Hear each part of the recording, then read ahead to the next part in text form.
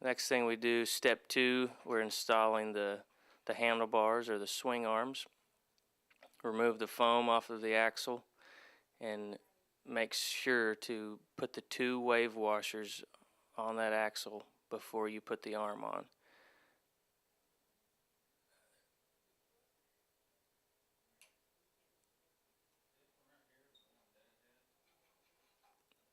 Slide the arm into place and put the washer and bolt into the end. You want to be sure this is a very snug bolt here. We don't want any play there on that axle. It can cause noise. Connect the harness there, which is the buttons on the handle, and tuck all the extra wire into the console mast.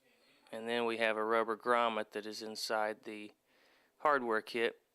You just snap that around the wire and then plug it into the hole in the side of the console mast. Repeat the same process on the other side.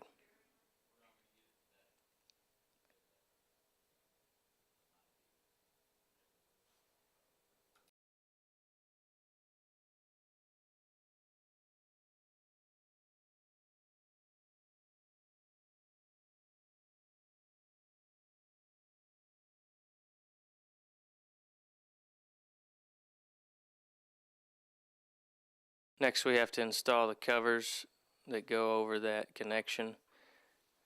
They can be put on upside down, so you want to be sure that there's a space on the top of that cover. That should go on the top to make room for that wire to go through the cover. If it's put on upside down, it will go on upside down. If it's put on upside down, you can pinch that wire and the buttons won't work on the handle.